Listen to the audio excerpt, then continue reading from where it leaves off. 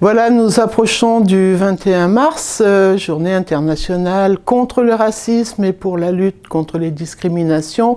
Et nous allons avoir enfin le plaisir de nous retrouver à Échirolles autour de notre événement, je dirais, traditionnel et historique, Cité Plurielle, que nous n'avons pas pu tenir depuis 2 ans pour cause de Covid.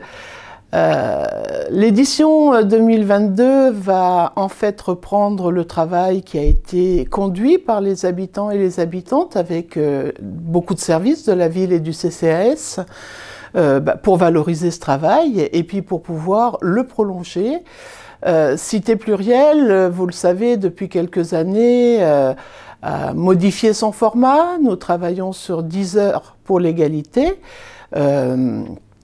Et un travail tout au long de l'année, comme a pu l'expliquer l'élu délégué à la lutte contre les discriminations et à l'égalité femmes-hommes, qui constitue également une discrimination sur laquelle nous travaillons fortement au niveau de la ville.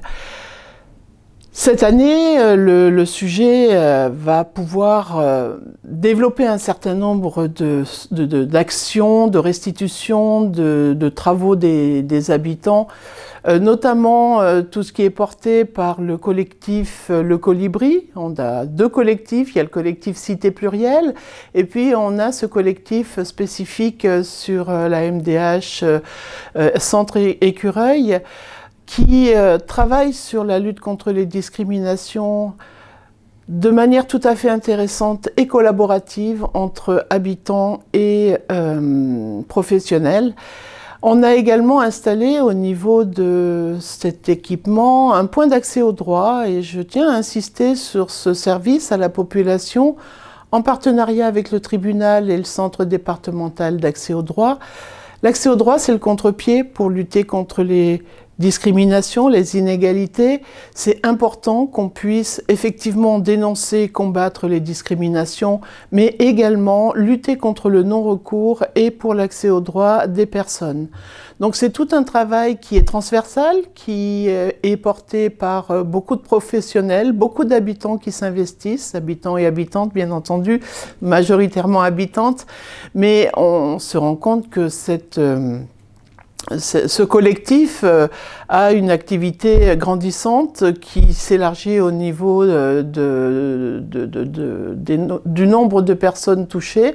L'importance de maintenir cette initiative sur la ville, elle est évidente pour nous puisque elle fait partie, elle est constitutive des projets de nos maisons des habitants déjà, sur 2 axes, la lutte contre les discriminations et l'accès aux droits. Donc très clairement, ce sont 2 des 5 axes sur lesquels nous travaillons et c'est parfaitement intégré dans toutes les pratiques professionnelles de nos équipements et de l'ensemble des services du CCAS, mais aussi plus largement de la ville puisque nous y sommes particulièrement attachés dans l'ensemble de nos politiques. Donc oui, c'est une manifestation que nous souhaitons garder dans un format qui sera celui attendu par les collectifs d'habitants et d'habitantes. C'est des formats qui s'adaptent, qui s'ajustent, qui évoluent en fonction des besoins, des attentes et des volontés des acteurs et des actrices qui travaillent sur les sujets. Nous sommes dans tous les cas particulièrement déterminés à pouvoir continuer à lutter pour l'égalité entre toutes et tous. C'est un sujet qui est central pour porter nos politiques sociales, mais pas que. L'égalité, ça touche à tous les niveaux. Toutes les politiques sont concernées, que ce soit des choses dans lesquelles on n'imagine pas, du droit commun, de l'éducation, de la culture, du sport, des conditions d'habitat, etc. On peut mesurer et je crois que malheureusement, il faut essayer de tirer du parti de chaque situation, mais la période de pandémie qu'on a vécue a exacerbé beaucoup d'inégalités, de discrimination parfois, mais beaucoup d'inégalités qui nous permettent d'être encore plus vigilants et vigilantes pour accompagner certains publics dont les conditions d'habitat, dont les conditions matérielles n'ont pas permis de s'en sortir de la même façon que d'autres. Et ça, nous ne le tolérons pas. Nous souhaitons que chaque individu, chaque enfant, chaque personne dans cette collectivité bénéficie des mêmes chances pour avancer dans sa vie, dans son parcours de vie, pour permettre à chacun et chacune de vivre dignement, même si on n'est pas extrêmement fortuné.